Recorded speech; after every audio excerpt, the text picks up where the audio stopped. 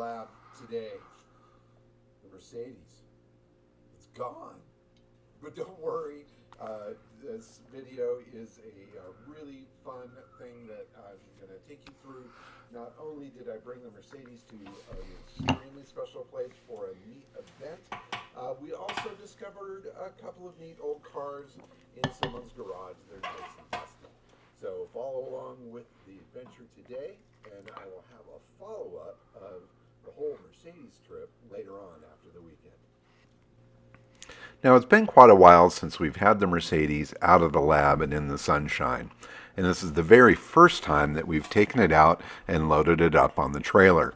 And I've got to say, it was a bit of a challenge, especially with it not currently running and driving.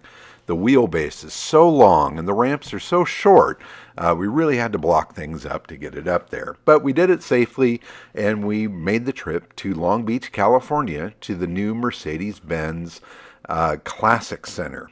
So the Classic Center is opening up this Saturday, and they're having a very special event, a Cars and Coffee event, and the first open house of this new facility.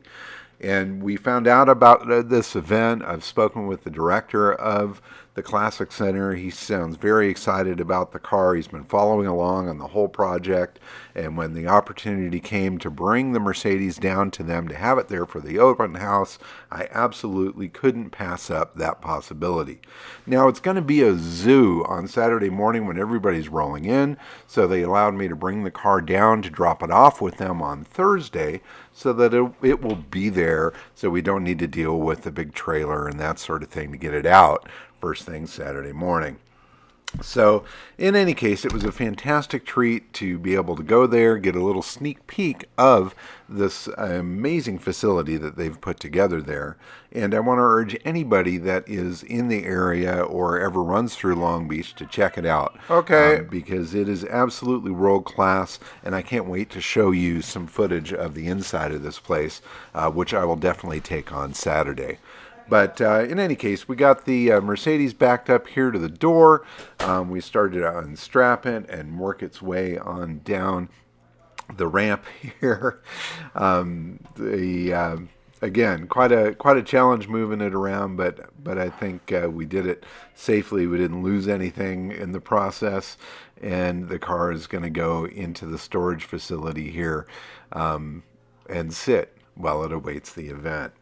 In any case, definitely check it out. Mercedes-Benz Classic Center. It's right by the Long Beach Airport. Saturday is their open house from 7:30 a.m. to 10 a.m. That's the first time they're opening the doors of that place. In any case, from there, we found our way to Yorba Linda, California, to check out an estate. So this was an estate. A gentleman passed away in the home here. There were two cars that they wanted to appraise and figure out what to do with. There's a Pinto Runabout, a 1971, that has been sitting in this garage here for at least 25 years. This was the gentleman's wife's car. It was her driver, and when she passed away, that car just parked and stayed, and it needs to find a home. Okay. Now, it does have some issues. Obviously, the interior in it is a bit cooked. It's got a few little dings and dents and that sort of thing. Probably one of the biggest issues that I saw with it was some body damage to the back of it. Obviously not hard enough to blow this thing up because they were known to do that.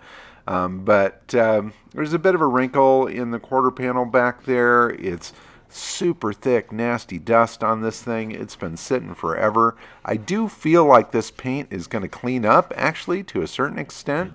Which would be really fun to see. It would be a miraculous transformation to drag this thing out of there and buff it up and see what you've got. It is the Runabout model, which is fun. It's an automatic car. I forget what the mileage was. I think it was less than 100,000 miles on the odometer. It looks totally complete. It's got the little trims on the trunk that the Runabout model came with. Being a 71, it's a nice early, pretty desirable Pinto, if there is such a thing. And it needs to find a home, and they're willing to sell it pretty cheap. I think it'd be bought for about $1,000. You can see it's got some little body damage here and there. This damage to the quarter panel down low here was repaired with some filler poorly at one point. There's a dent here in the passenger side front fender, a bit of a crinkle there. That could potentially be worked out. The interior is pretty well cooked. Those seats are horrible. The dash has some cracks in it. Again, that dust is so thick. It's been sitting in here a long, long time. But cool car. I was really hoping that the body was going to be straight and without issue. If that was the case, I probably would have hauled this thing out of there myself, because I've always kind of fancied having a Pinto or a Vega or a Pacer or something goofy from that era. There's also this 1981 Volkswagen Rabbit. Now this is a Rabbit S model.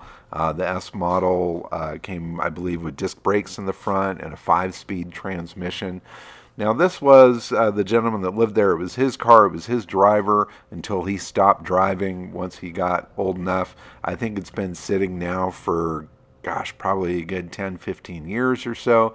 He had ski racks on the back of it so you could throw his skis on it, go up to the mountains, and hit the slopes.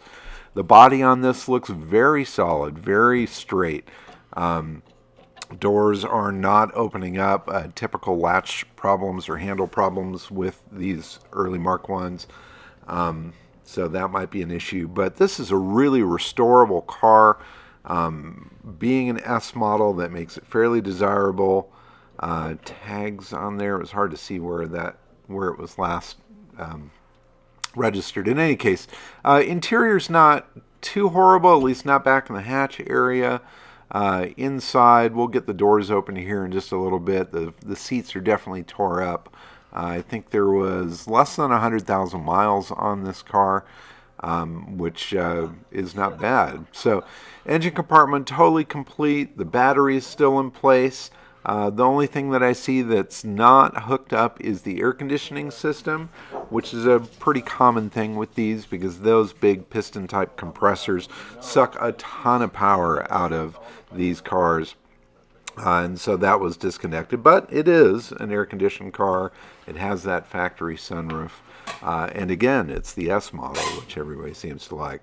Unfortunately, the sun has really kind of cooked it. But it is complete, and I think a lot of this could clean up to a certain extent, or at least be a very good basis for a restoration. More than anything, it looks like it's a really solid car. I didn't lift up carpets or anything to look super deep, but this is in a good California dry climate. Obviously an original, unmolested, unmodified car. It's got that S grille with the red trim around it, much like the GTIs. Of the era. In any case, cool VW. This needs to be saved as well. We're looking at maybe a couple grand for that. If you have any interest in any of these cars, please contact me through Carchaeology.com, and I'll be happy to put you in touch with the folks that are handling the sale. In any case, that was our day. I hope you enjoyed following along. Bye-bye.